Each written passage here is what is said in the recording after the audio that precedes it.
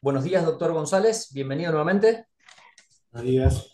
Bueno, vamos a continuar con la etapa técnica del concurso número 249, destinado a cubrir un cargo de juez o jueza para la cuarta circunscripción judicial, para la Cámara Civil, Comercial, Laboral y de Minería.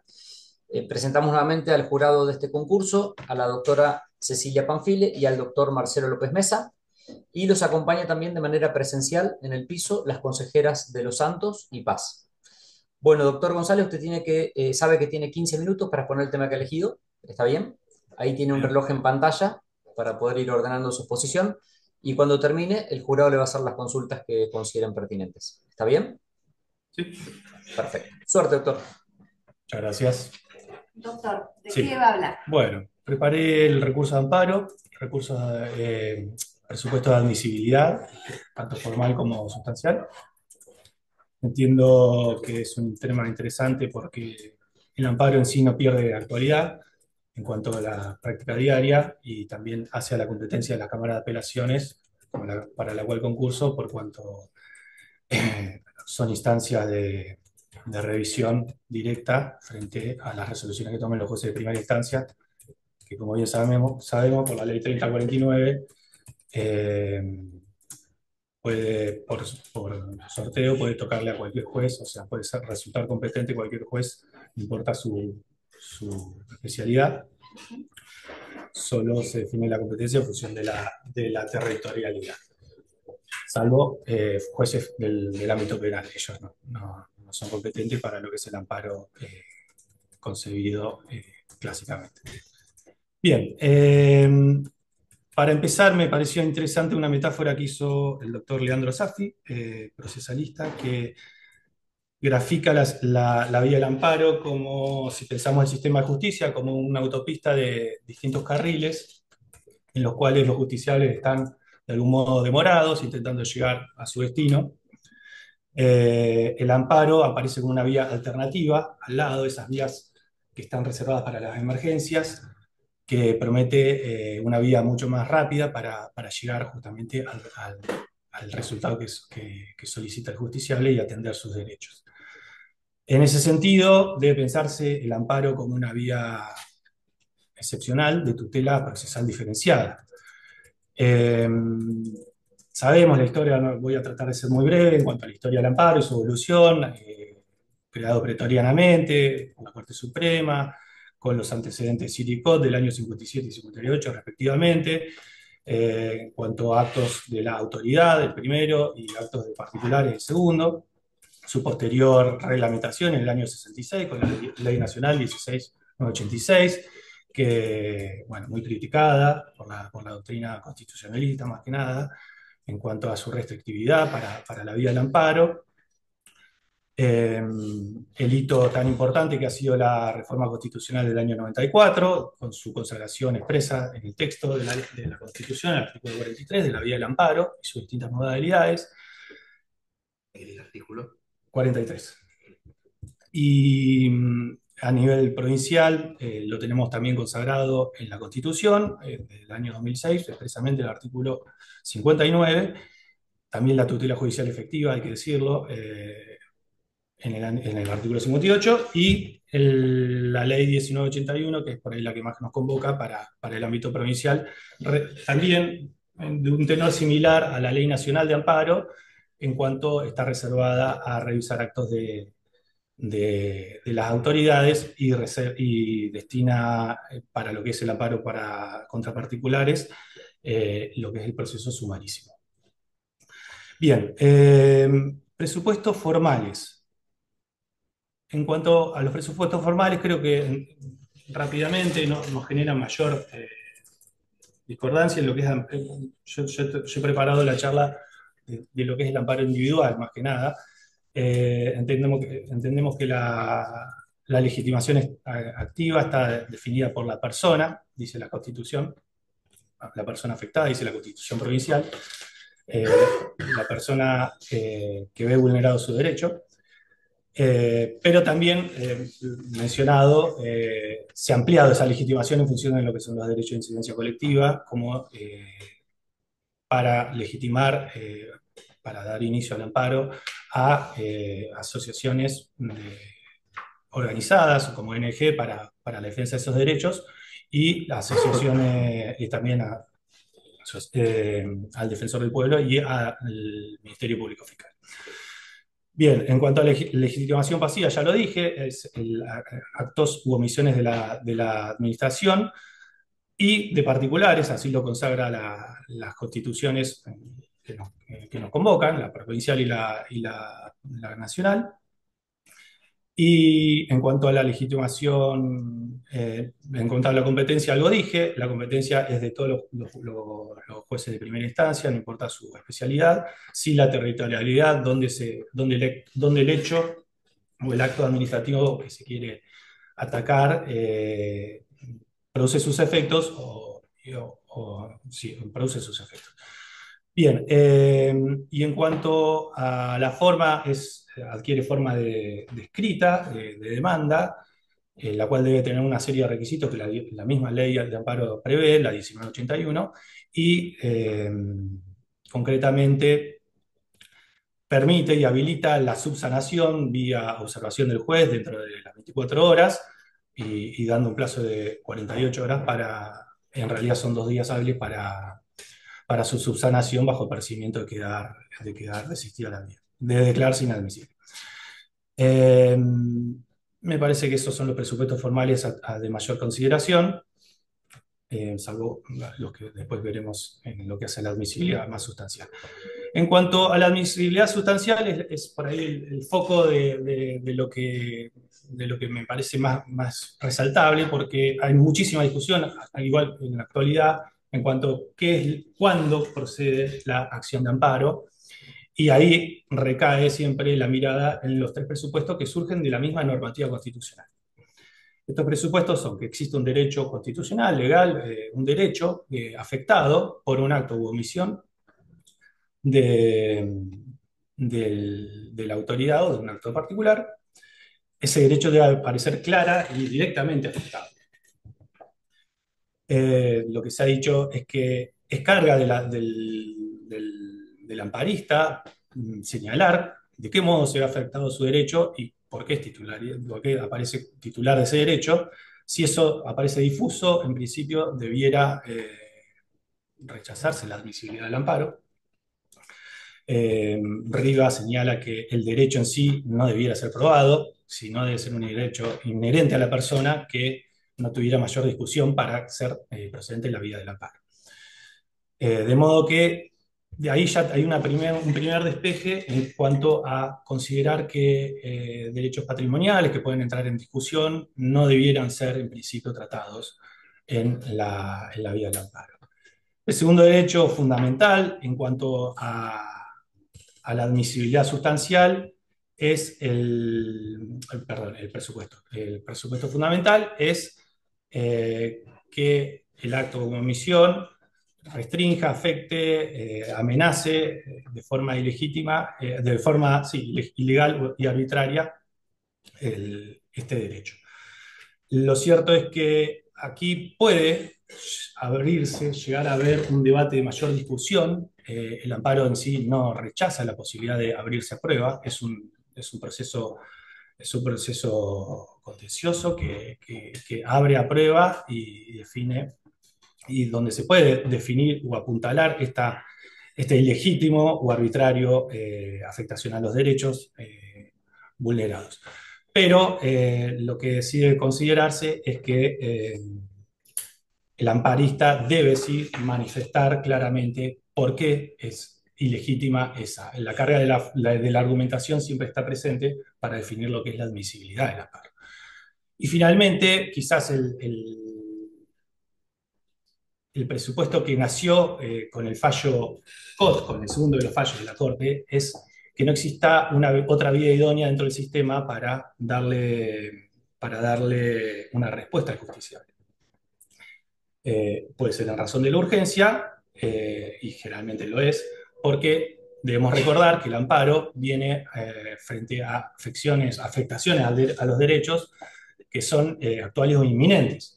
De modo que debe evaluarse la celeridad, pero no es el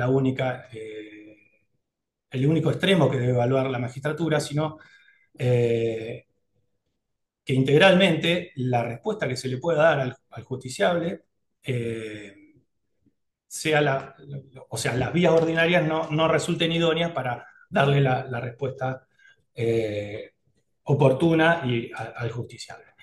En ese sentido, hay mucha jurisprudencia que habla ¿cómo es? De que la celeridad por sí misma no es justificante, y si existiendo incluso hasta vías administrativas apropiadas, por ejemplo el fallo Granillo Fernández del año 2017 por un profesional, un profesor de La Plata de Derecho que esperaba su designación a través de eh, un concurso de antecedentes en la Universidad de La Plata. Ahí sí la Corte evaluó que sí podría existir en esa vía administrativa prevista para las designaciones de profesores en esa universidad una idoneidad propia que permitía declarar la inadmisibilidad del amparo. De modo que es un presupuesto que es muy importante y no se justifica solo en la celeridad. De modo que, a primer análisis, lo que tenemos que ver es que lo que sí tiene que surgir es una afectación a un derecho de forma que esté claramente titularizado en la persona, que sea inherente a ella, que no esté intermediado por otras relaciones, como, por ejemplo, sucede en los amparos de salud. Eso es fundamental, y que por supuesto la vía sea idónea. Finalmente, debo mencionar el artículo cuarto de la ley que establece cuándo no procede las vías de amparo, presupone 6 supuestos. El primero es justamente que no exista otro trámite judicial que el juez entienda idóneo, más o menos ya me he referido al mismo. El segundo sería que el amparo no procede contra actos netamente jurisdiccionales del Poder Judicial o propios del Poder Legislativo, salvo su actuación administrativa. Después dice la ley que no se habilita el amparo para cuando puede afectar los servicios esenciales, lo cual, bueno, tiene una mirada, es como un cierre, una clausura bastante vaga, si se quiere, así lo observa la doctrina, pero debe ser considerado en el caso concreto en cuanto a la pretensión. El cuarto es que lo planteado a la magistratura requiere un mayor debate. Debemos recordar que la ley 1981 prevé un trámite sumarísimo para el amparo, con restricción de incidencias, con restricción de citación de terceros, de modo que este presupuesto debe ser evaluado también en consonancia y en concordancia integralmente con el artículo 23 de la misma ley. Como quinto presupuesto, bueno, vamos al sexto, es el plazo de caducidad de los 20 días.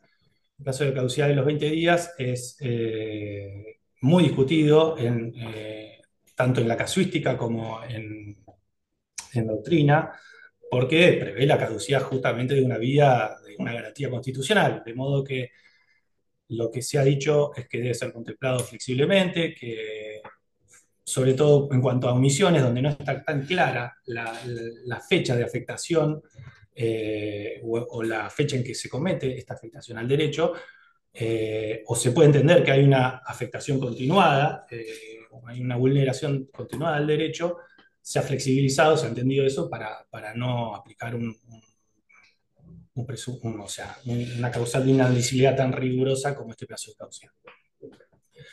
Y sobre todo cuando los derechos son tan inherentes a la persona como la salud, la vida, etc. Allí la verdad que es más, alguna doctrina dice que ha caído en desuetudo la aplicación de este plazo o que resulta inadmisible aplicar esta caducidad. ¿En qué supuesto? En que, por ejemplo, ¿En general o en algún? No, en casos concretos donde, por ejemplo, se afecta a la salud y por ahí la persona, desde que tuvo la negativa del servicio de salud o lo que fuere, dejó pasar los 20 días y bueno, ahí se ha flexibilizado muchísimo. Eh, Bien, creo que para ir terminando, lo que quería referir con esta exposición es que si bien se discute, la doctrina más constitucionalista, si se quiere, es muy firme en que toda reglamentación al amparo debe ser sumamente restrictiva para justamente no desvirtuar lo que es y desnaturalizar lo que es una vía que está garantizada constitucionalmente. Sí, se ha reconocido autores como Gossaini y Riva que es, al fin y al cabo, debe funcionar como una vía excepcional, que así debe ser considerada y por eso siempre es importante volver a los presupuestos tanto de admisibilidad formal como sustancial. Bueno, Si querés. Yo, si me permitir, sí, yo noté varias cositas. sí. ¿Interpreto mal o usted tiene un criterio bastante amplio en materia de amparo? Su opinión personal, no estoy pidiendo que me diga fulano, me gana usted. Si usted mañana asume como camarista, usted tiene un criterio más bien amplio en materia de amparo o muy amplio en materia de amparo. No, no, no, no. Porque lo que creí entender de su alocución era eso. No, entiendo que es una vía excepcional que ampara, que prevé volviendo a la metáfora de... Dejando de lado lo que usted dijo, concretamente, el doctor Lucas González, ¿qué Sí. piensa sobre el amparo? No, es una vía excepcional que debe ser justamente evaluada con suma delicadeza porque al fin y al cabo el sistema de justicia es uno solo y existen múltiples vías ordinarias que pueden dar solución a los justiciables. Entonces, o sea, justamente la idea era puntualizar cuáles son los requisitos de admisibilidad para tenerlos bien presentes al momento de evaluar la admisibilidad, porque justamente es muy delicado habilitar la vía del amparo a casos en los cuales se termina desnaturalizando. Porque yo noté varias cosas que me llamaron un poco la atención. Por Bien. ejemplo, cuando usted hablaba de abrir la prueba del amparo. ¿Cómo sería eso? ¿Está de La, acuerdo con eso? Porque ya a esta altura no nos interesa, a menos a mí, no me interesa, digamos, lo que usted expuso, perfecto, sino su opinión personal perfecto. sobre el tema. Usted supóngase mañana asume. Sí. ¿Cuál es su opinión personal respecto de abrir a prueba un amparo? Entiendo que los casos, si bien deben estar debidamente planteados, para resolverlos, tratándose del amparo, al fin y al cabo, una vía de conocimiento, o sea, si se llega a sentencia, hace cosa juzgada. Eh, Va a haber casos, hay que ir muy el caso por el caso, ¿no? Pero Partamos de una base. O sea, ¿usted cree que el amparo es una vía de conocimiento pleno? en muchos casos sí. En muchos casos sí, en otros se le puede dar Yo pienso lo contrario, por eso digo. No, no, hay que ir. Yo pienso como él. No, hay que ir caso por caso. Hay que ir caso por caso. O sea, la ordinarización del amparo, ¿a Sí. usted le parece bien? No, no, no, no, no, justamente. Pero que justamente es lo que está diciendo, porque si abrimos No, prueba la bueno. ordinarización, si vos tenés que hacer todo un proceso, Sí. para al final del proceso llegar a ver si el acto era ilegal, está ordinarizando el amparo. No, justamente. Porque usted lo que no habló, que eso fue lo que me llamó la atención, del requisito de manifiestamente ilegal o arbitrario. Sí, sí, manifiestamente. Sí, sí. Porque eso no lo dijo. Sí. Ningún momento de su locución habló del carácter manifiesto de la ilegalidad o la arbitrariedad. Sí, sí, sí. Puede ser ¿Qué que sea. piensa el doctor Lucas González del carácter No, manifiesto de la arbitrariedad? no, debe ser expresamente clara la ilegalidad o la arbitrariedad. Debe estar explicada en el escrito de inicio. Pero no expresamente, no explicado. Yo lo que le digo es pregunta. Sí. Usted inicia una demanda o un abogado inicia una demanda, escribe adjetivos a rolete, tira ideas, frases, No, eso copia no. fulano, copia mengano, pero de lo que acompaña no es patente que el acto sea arbitrario. ¿Usted lo abre a prueba o lo rechaza sin más? No, ahí debiera rechazarse. Lo que debe considerarse también ahí es que muchos de esos tipos de amparo que usted refiere generalmente atacan omisiones del Estado. Uh-huh. Y en esto la jurisprudencia es bastante clara, y yo lo comparto, vamos a ser claros también, que que el amparo no es la primer vía a la que el justiciable debe recurrir para tener justamente un pronunciamiento del Estado que él necesite para conservar sus derechos. Entonces, es muy importante que haya un trabajo previo del abogado, del justiciable, en cuanto a requerirle al Estado algún tipo de respuesta frente a lo que él necesita porque entiende sus derechos vulnerados. Perdón, Cumplido eso, sí, para. no, porque ahí me genera una duda. ¿Es necesario iniciar un reclamo administrativo previo No. para iniciar una acción de amparo? No, pero frente a amparos contra omisiones, generalmente lo que yo entiendo es que por lo menos algún tipo de reclamo o instancia administrativa se debe haber transitado, salvo que la situación sea tan intempestiva y tan manifiestamente ilegal y arbitraria que no le haya dado lugar. Que no le haya dado lugar. Pero... La respuesta. Era una pregunta. Usted habló de hay que rechazar. ¿Es lo mismo? O sea, y habló de la respuesta. El rechazo de la acción de amparo siempre conduce a una cosa juzgada No. material. No. ¿Cómo es eso entonces? No, el control de admisibilidad sustancial, más que nada, estos tres presupuestos que surgen de la normativa constitucional, se hace. Yo lo enfoqué más a lo que es el primer despacho. Sí. Pero también se puede hacer en la sentencia. Se puede volver sobre esta temática y ahí el juez con más elementos, incluso hasta elementos probatorios, o ya viéndose bilateralizado el proceso, o sea, sustanciado, y si un amparo contra el Estado, sabemos que necesitan el fiscal de Estado, él mismo tiene que también indicar de que no existe esa ilegalidad o arbitrariedad manifiesta. Bueno, allí se puede volver sobre estos tres presupuestos.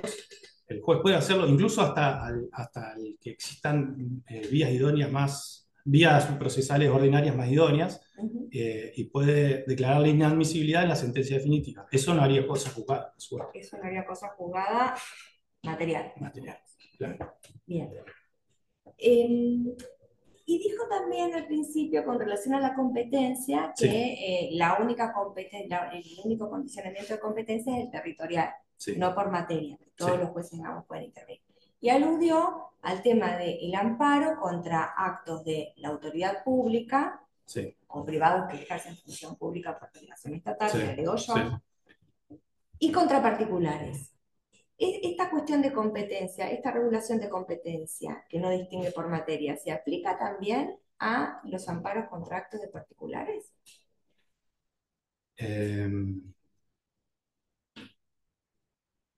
De territorialidad. La territorialidad la define dónde se produce el acto. Sí, la territorialidad no tenemos inconveniente, digamos, porque es un límite que se aplica a todos los casos. ¿Sí? No importa que sea actos contra particulares o contra autoridad pública. El tema, usted dijo que no había un condicionamiento de materia, y esto es real. Digamos, un juez de ejecutivo puede estar analizando un amparo ambiental. Sí, es por sorteo. Así está. No, bien. ¿Esto rige también en el amparo contra actos de particulares? ¿Se entiende lo que le pregunto? Sí, lo cierto es que entiendo que no. ¿Por qué? Entiendo que no, porque el proceso que se utiliza para seguir los amparos contra particulares es el proceso sumarísimo, que está regulado por el Código Procesal Civil y Comercial. Por eso. Claro. Yo me voy a agarrar de algo que usted dijo recién para que me lo explique un poquito más, respecto a lo que preguntaba la doctora. ¿Qué le parece a usted que el amparista, no todas las provincias, pero en varias provincias, el amparista puede elegir el juez? Hace el que quiera, de todo lo que elige. Pum. Hay algunos casos particularmente es objetable. Creo que el sistema no debiera ser así. En la provincia de Neuquén funcionó por especialidad mucho tiempo y funcionó bastante bien. Ahora desde la 3049 lo hace por sorteo sin importar la especialidad, pero... ¿Qué le parece eso a usted? también es objetable, pero por la especialidad. ¿Pero qué le parece mejor? Pero, ¿Que lo sorteen o que el amparista vaya y elija a quien quiere? Que elija el juez. sí, sí, Que elija sí. el juez, pum, fulano. Sí, en su nacimiento funcionaba así, la vía funcionaba así, por una cuestión que no estaba reglamentado, y por lo que había surgido Pero los usted, precedentes. usted se da cuenta, Sí, le sí, apunto. sí, entiendo que no, que no, que Le voy a no. dar un ejemplo bien clarito. Hay una jueza en Salta que es jueza de Minas. Sí, para mí, perdón, antes de que me den ejemplo, me parece que no está bien el sistema. A la evolución que ha tenido el amparo hoy, creo que por sorteo está bien. ¿Cómo funciona en Neuquén? Es observable por el tema de la especialidad. Pero por lo menos sortea. Sí, sorteo. Hay Pero después le quiero agregar hay otra una cosa. jueza en Salta que es jueza de Minas. Pero la gente en broma dice que es jueza de amparos, Claro. Sí, porque le sí. llaman lapicera veloz. O sea, a ella, digamos, fue jueza de Minas porque quería ser jueza rápido y no, Minas no le interesa, pero pum, adentro. Pero entonces todo lo que le cae, cuestiones de lo que se te ocurra, van ahí, elige jueza, resuelve. Claro. Te cuento otro caso más que me tocó personalmente. Nosotros teníamos un secretario de cámara, no, yo era camarista, que no era precisamente lo más lúcido en derecho, por decirlo menos, digamos. Bueno, hicieron juez laboral. Cada amparo que andaba dando vuelta por la jurisdicción de la Cámara terminaba ahí.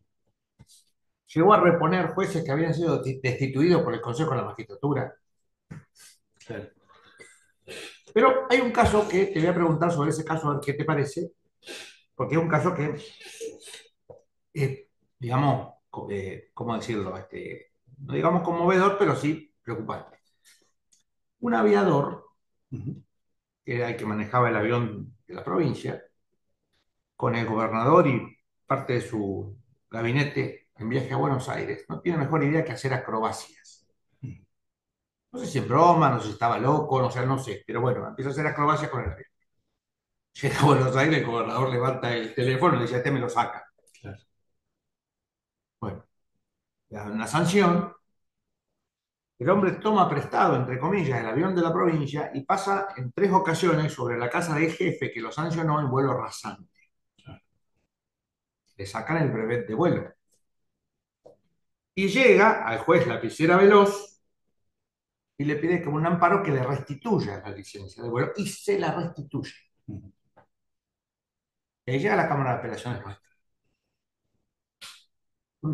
Supóngase que usted es juez de cámara, le cae una cosa así, ¿usted qué haría? ¿Y qué fundamentaría?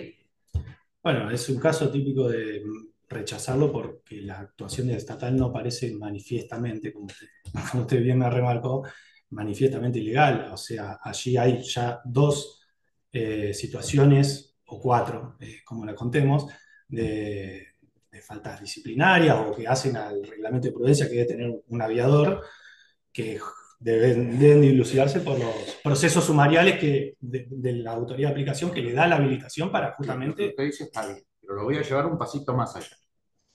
Supongamos que hay una duda.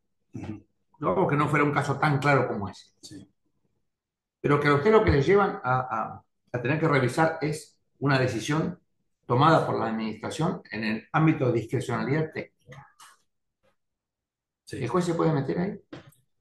En principio no, debiera transitar esa vía que es la más idónea. Ahí debemos recordar la letra de la misma Constitución que habla de idoneidad de las vías. Cuando son materias tan Por específicas eso o por muy eso le pregunté hoy técnicas. si para usted ampara un proceso de conocimiento, porque para mí no. Es decir, el amparo tiene un estrecho marco cognoscitivo. Sí, sí, por supuesto, sí, sí. Usted puede cambiar la discrecionalidad técnica de la administración por una discrecionalidad judicial libre. No, si la discrecionalidad técnica de la administración no, en principio no. Bueno, lo acaba de decir la Corte Suprema en un fallo de hace muy poquito. Ajá. Antes lo decíamos nosotros, la Claro, Cámara de Trelew y el Tribunal Superior de Córdoba. claro. Un caso, un Ma- voto del doctor Cecín, muy, muy fundado.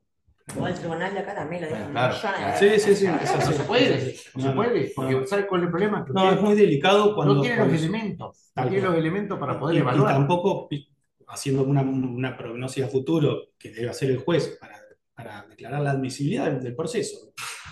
Eh, Tampoco quizás la prueba que podría producirse, que es una pericia, quizás, tampoco sería quizás la que lee los elementos suficientes para decidir algo tan delicado como cuestiones técnicas como la que usted dice, de aeronáutica, de...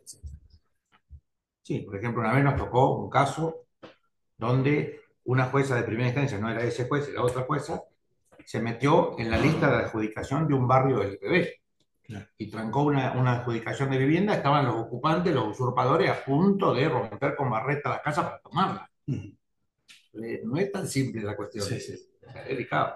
Vamos a otro tema. Le puedo hacer en esto de elegir los jueces, me parece importante marcar una cuestión reglamentaria que ha surgido en la provincia de Neuquén, que si bien es por sorteo, es en horario hábil.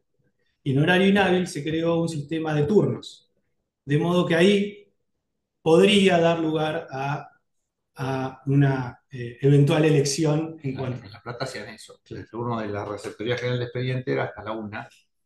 Y entonces después de la 1 iban al juez que querían. Sí, de todos modos debo aclarar que no es lo que ordinariamente sucede. La verdad que Sí, es un caso, es un caso en un millón. Sí, Que es sucede poco usado. porque son pocos los casos en los cuales, o sea, tendría que ser un caso de urgencia donde esté comprometido el derecho a la salud, Sí. algún tema, no sé, de Quizás algún elecciones. traslado, no sé. Sí, por es verdad salud. eso. Pero es cierto también, yo coincido con que por hipótesis, digamos, y en abstracto se puede dar esa Se situación. podría Y creo que interpretar. se podría modificar estableciendo que únicamente el juez de turno fuera los efectos de dar respuesta cautelar A una urgente, cautelar, tal y cual. luego que pasara al sorteo del juez que corresponde.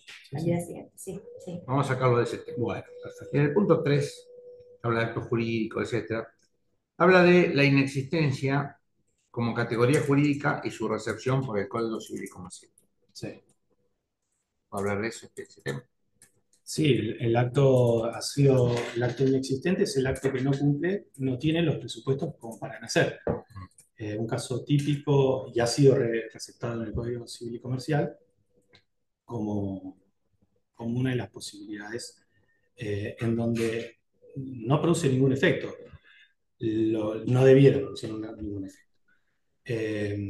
Uno de los casos típicos que se me ocurre, que ocurría hace muchos años, era cuando en los procesos se utilizaba una firma que no era la correcta, no era la del profesional, y se continuaba el proceso, y eso ha dado pronunciamientos, creo que incluso hasta la Corte. Pero eso más bien procesal. Sí. Digamos, Sí, en el Código Civil y Comercial, la inexistencia está presente. sí, sí, sí. Por ejemplo, ¿en dónde? ¿En qué supuesto? ¿En qué norma?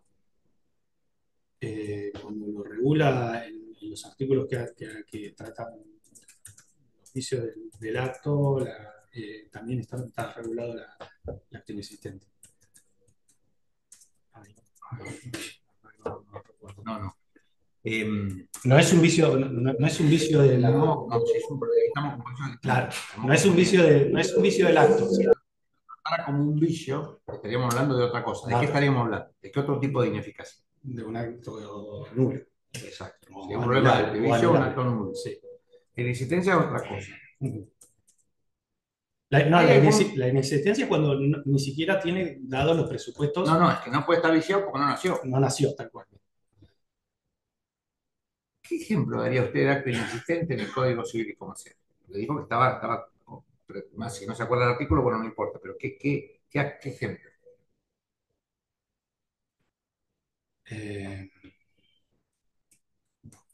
La verdad que no me acuerdo.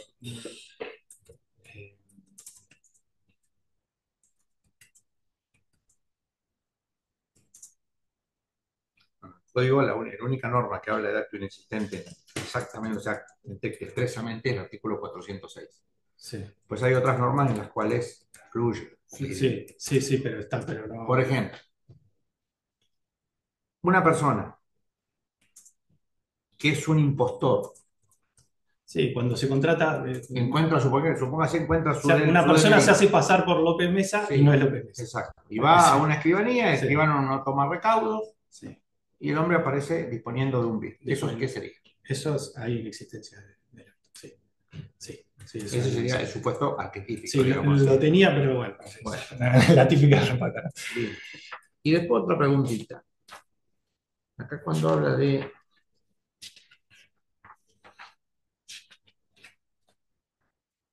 procesos concursales, Sí. el punto 13. Sí. En un proceso concursal, una sentencia de daños Sí. dictada por otro juez previamente en favor de un beneficiario y en contra del concursado. Técnicamente, ¿qué sería? Crédito bibliografario.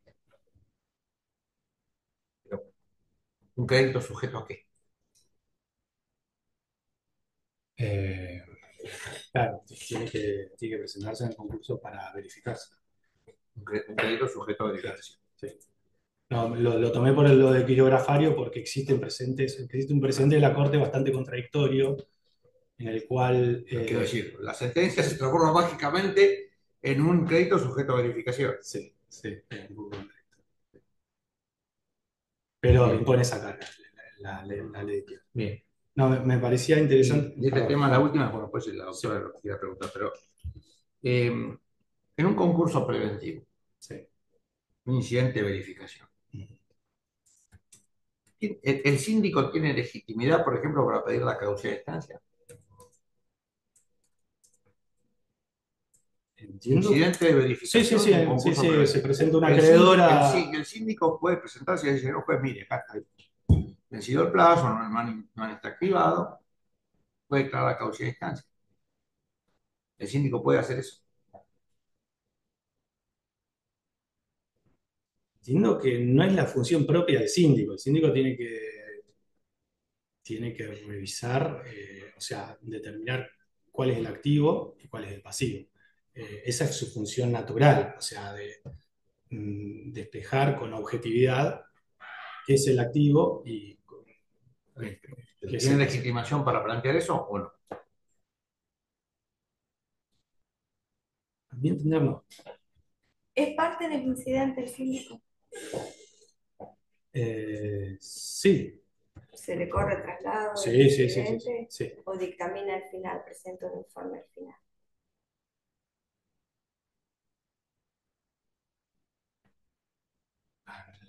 No, no, es parte pero... Presenta un informe Ah, al final. perdón. Si es parte, sería legitimación.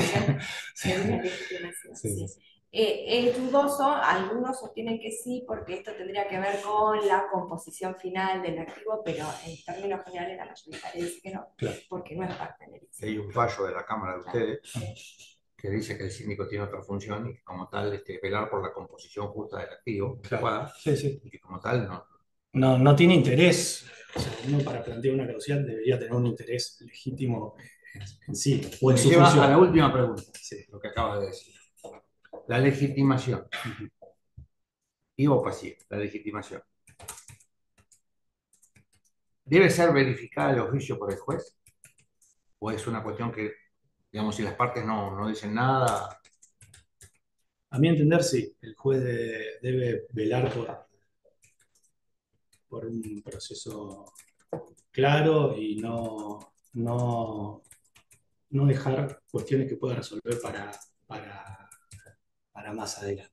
A mi entender, un juez medianamente proactivo debiera hacer un viso de... Tarea para el hogar. ¿Tiene que ver con el carácter proactivo del juez? No, pero es muy discutible por la doctrina garantista, por ahí más de Alvarado y Lloso.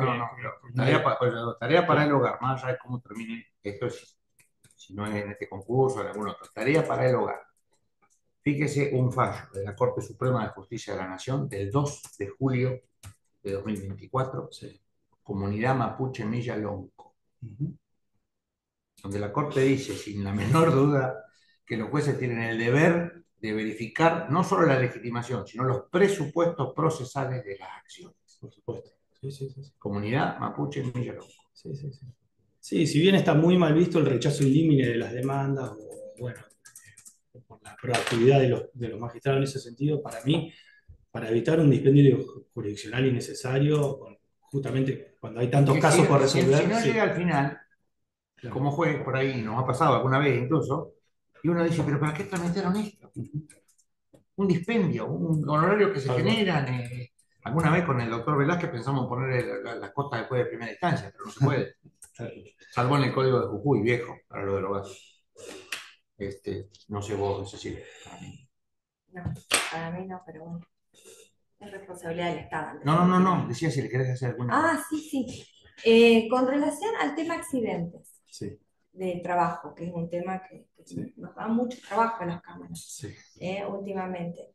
El Tribunal Superior de Justicia ha variado su posición, ¿no? Con relación a la interpretación puntualmente del artículo 12 Sí. de la Ley de Riesgos de Trabajo. ¿Conocen los plenarios? Sí, Retamales, Contreras, Sí. y después vuelve al criterio de Retamales. En Méndez. En Méndez. En Méndez. Bien. Si usted tiene para resolver una apelación en la cual la parte actora estaba vigente Méndez, en ese momento todavía no había, perdón, estaba vigente Contreras, todavía no había salido Méndez el último, le plantea a usted que quiere la aplicación del precedente Méndez, porque era el vigente en ese momento en el que se dictó la sentencia, y porque además entiende que la interpretación de Retamales no logra dar una respuesta adecuada porque el crédito se licuó producto de la inflación. Sí. Y que los parámetros de actualización que utiliza el artículo 12 de la Ley de Riesgo de Trabajo son insuficientes. Y entonces pide la solución de Méndez, perdón, de Contreras.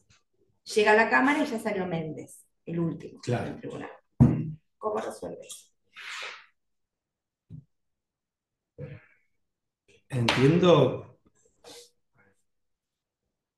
¿Se entendió? Sí, está clarísimo. Yo creo que la interpretación, la ley es la misma, no ha cambiado. Lo que ha cambiado es una doctrina del tribunal que dispone cómo debe interpretarse esa norma. Eh, no hace de derecho adquirido el cambio de doctrina. Bien. Eso en principio entiendo eso.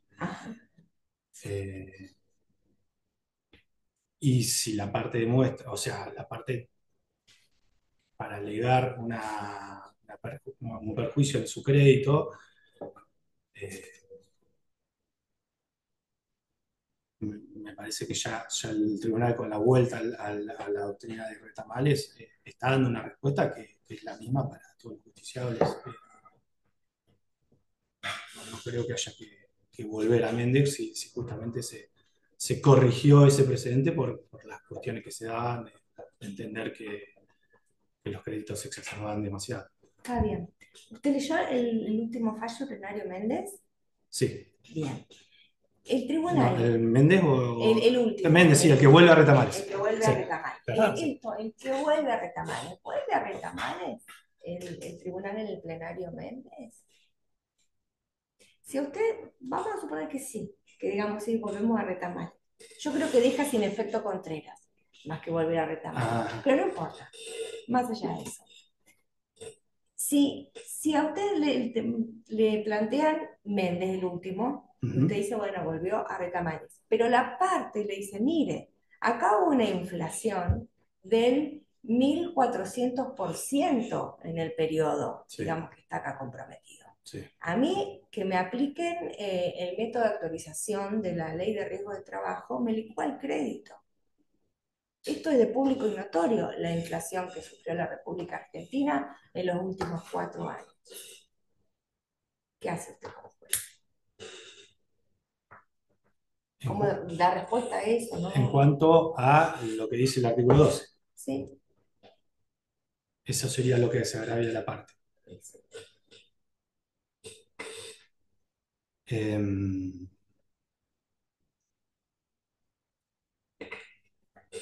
Entiendo que el artículo 12 dispone... ¿Qué dice el artículo 12? A ver, sí, hace un promedio actualizado por RIPTE.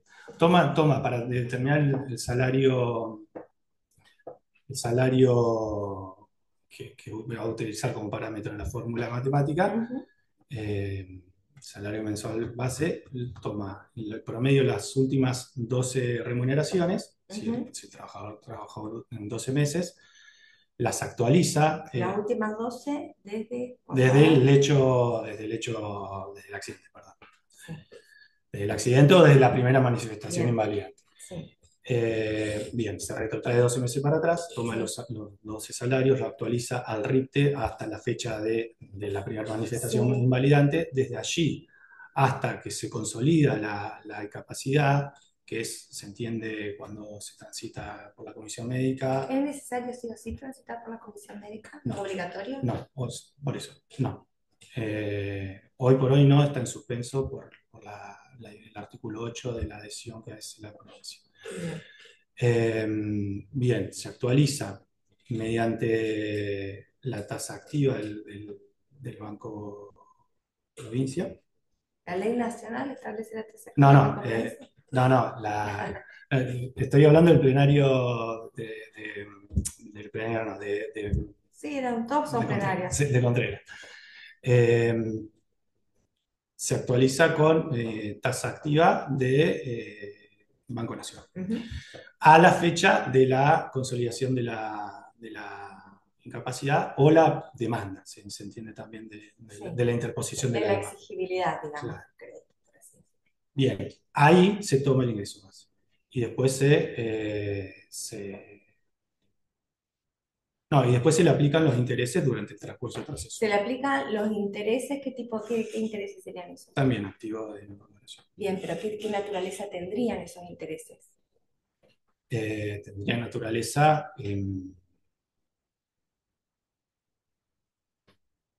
compensatoria. ¿Y cuándo se produce la mora? No, moratoria. Moratoria. Bien, ¿y cuándo se produce la mora? La mora, no, así se actualiza el ingreso base. Y la mora se va a producir desde dictada la sentencia al incumplimiento. ¿La sentencia es constitutiva? No, es declarativa. Y entonces, si es declarativa, ¿qué declara? La existencia de un derecho que Sí. existía. ¿Cuándo existía ese derecho? Al momento de interponer la demanda, Seguramente al sí. momento de interponer la Sí. demanda. Y si transitó por la comisión médica, ¿cuándo era exigible? Cuando termina el trámite, Los 15 días. los 15 días. Entonces, la mora, los Sí, intereses moratorios. la mora es a partir de esa fecha o de la interposición de la demanda. Bien. Si los intereses. Y vayamos a la parte nada más que intereses moratorios. Si los intereses moratorios que son legales en este caso. Sí, porque están establecidos por tasas oficiales. Bien, son legales. Si son insuficientes, porque se desvalorizó el crédito. Bueno, es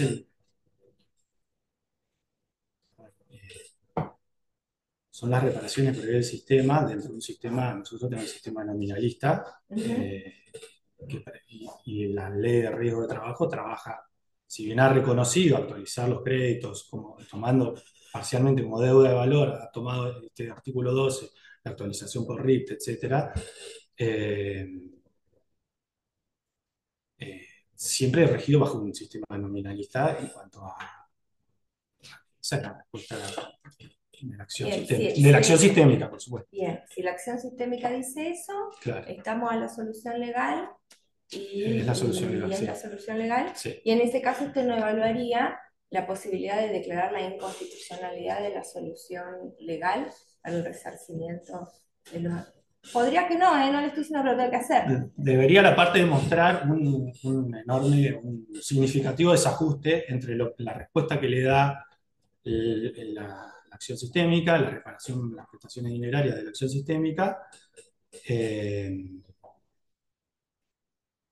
su actualización a través de estos sistemas, del RIPTE más los intereses, y lo que ha sido la inflación. Pero la inconstitucionalidad no ha sido declarada de esta normativa, y entiendo que es de restrictiva procedencia la declaración de inconstitucionalidad. Está bien, si no es restrictivo. Por supuesto. Sí. O sea, debiera haber una carga muy clara de prueba, de sostener un argumento muy... ¿Es un hecho notorio la inflación? Es un hecho notorio, sí. A mi entender, sí. Este caso? No, bueno, pero con una fundamentación muy clara y una justificación entre el desajuste, ¿no?, de la prestación dineraria y lo que él pretende Vamos a suponer, en función de la inflación. Bien, vamos a suponer en un crédito, ahora nos corremos de la ley de riesgo de trabajo Sí. y vamos a un daño y perjuicio. Sí. Un daño y perjuicio que se produce en el año 2021. La sentencia se dicta en febrero del 2024. Sí. Y llega ahora en apelación. El juez de primera instancia, cuando resuelve, fija la indemnización a valores de 2021. O sea, toma en cuenta la fecha del evento dañoso. Sí, el principio nominal. Exacto. Y, digamos, aplica intereses hasta moratoria desde la fecha del evento dañoso hasta la sentencia. ¿Sí? Moratoria, sí. Sí.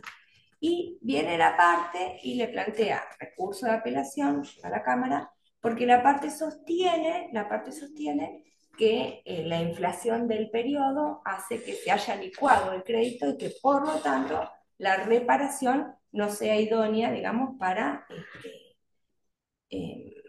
reparar justamente el daño que él sufrió a partir del injusto. El injusto, digamos, de eso no está cuestionado en la responsabilidad del demandado. ¿Qué análisis se podrían hacer? No, bueno, el Código Civil y Comercial ha contemplado no solo las prestaciones, las obligaciones dinerarias, donde rige desde el año ya 91 el principio nominalista, sino también las deudas de valor. Lo que son indemnizaciones de rubro que consagra la responsabilidad civil contemplada en el Código Civil y Comercial son interpretados generalmente como deudas de valor que pueden ser actualizadas al momento de la sentencia para evitar justamente que ocurra eso. Ese sería el primer análisis, ver qué rubros procedieron y por qué el juez determinó valorizarlos al momento del hecho y no al momento de la sentencia, y aplicar esta herramienta que tiene el Código Civil y Comercial, que es tratarlos como deuda de valor y que está muy ya arraigada en todo lo que es responsabilidad civil. Bien, entonces la solución correcta a su criterio es fijar el valor al momento del dictado del pronunciamiento. Sí. ¿No? Bien, en ese caso, ¿fija intereses? Sí. ¿También? ¿Qué tipo de intereses? A tasa pura. A tasa pura. Tasa pura que puede ir del 4 al 8%, bueno, algunas jurisdicciones hasta habilitan un 12%. Pero... Bien, y desde la fecha del dictado de la sentencia para adelante, ¿qué tasa de interés fijaría? Una tasa moratoria que también, volviendo al plenario del Tribunal Superior de Justicia, podría ser una tasa moratoria las tasas de intereses lo que tienen es distintos componentes. La tasa pura es justamente el único componente que tiene es el valor que tiene el dinero y que el acreedor percibe por poner su dinero en manos del deudor, ¿no? Después se van sumando distintos componentes como los servicios de los bancos, y entre ellos el más significativo para nuestra actualidad es el componente inflacionario. El componente inflacionario hoy por hoy está en todas las tasas pasivas y activas de los bancos y avaladas por el Banco Central. Y creo que para la mora debiera establecerse una tasa que contenga ese componente inflacionario justamente para desalentar el incumplimiento de la demanda, porque si no es muy sencillo no pagar la demanda y esperar que con el tiempo se licúe ese crédito. Entonces usted le daría al interés la función actualizatoria también. ¿Cómo? La función de actualización también del crédito. Sí, así lo ha contemplado el TCJ en el Martínez Copa, creo que es el Moreno Copa. Sí. Sí, Moreno. Era con él. Era con él. ¿Hace cosa juzgada la tasa de interés? Bueno, ahí lo estoy pensando.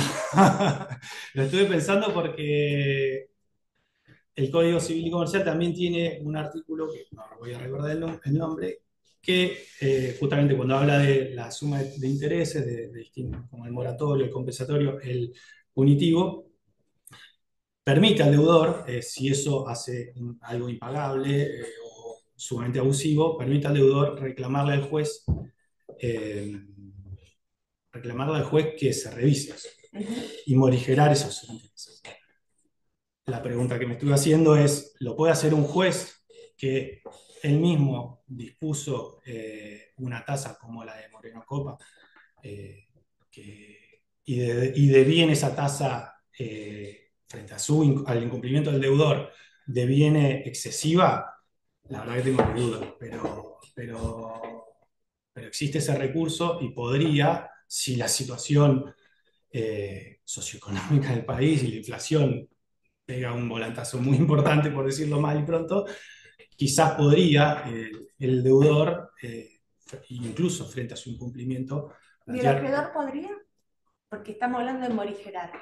No es lo que prevé el código, es como una herramienta prevista para el deudor. Y la Corte se ha pronunciado respecto a eso cuando trató la legalidad de las composiciones, o sea, de las actas que hacía la Cámara Nacional de Trabajo, que utilizaba justamente eso para ir para arriba en vez de para abajo, para correrse de lo que duplicar tasas. Era el caso en que las actas de la Cámara Nacional de Trabajo duplicaban la tasa por fuera de lo que preveía el 771.